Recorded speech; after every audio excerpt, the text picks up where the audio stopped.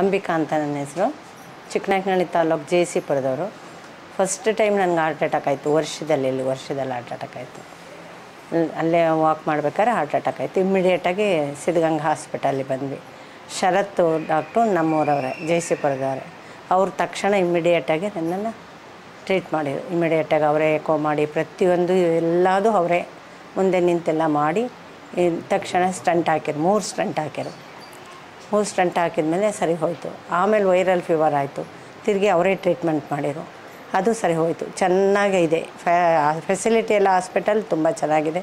ಚೆನ್ನಾಗಿ ನೋಡ್ಕೊತಾರೆ, ಕೇರಾಗಿ ನೋಡ್ಕೊತಾರೆ. ಸಿಸ್ಟರ್ಸು ಅಷ್ಟೇ, ಆಯಾಗಳು ಅಷ್ಟೇ, ಎಲ್ಲರೂ ಅಷ್ಟೇ, ಡಾಕ್ಟರ್ಸು ಅಷ್ಟೇ. ಪ್ರತಿ ಟೈಮಲ್ಲೂ ಬಂದು ಅಚ್ಚುಕಟ್ಟಾಗಿ ನೀಟಾಗಿ ನೋಡ್ಕೊಂಡು ಹೋಗ್ತಾರೆ, ನೀಟಾಗಿ ಮಾಡ್ತಾರೆ. ಕ್ಲೀನ್ ಇದೆ ಹಾಸ್ಪಿಟಲ್, ತುಂಬ ಕ್ಲೀನು. ತಿರುಗಿ ನನಗೆ ಈಗ ರೀಸೆಂಟಾಗಿ ಮೊನ್ನೆ ಭಾನುವಾರ ತಿರುಗಿ ಆಯಿತು. ಆಮೇಲೆ ಭಾನುವಾರ ಬಂದಿದ್ದ ತಕ್ಷಣ, ಭಾನುವಾರ ಬರಲಿಲ್ಲ, ಮಂಗಳವಾರ ಬಂದ್ವಿ.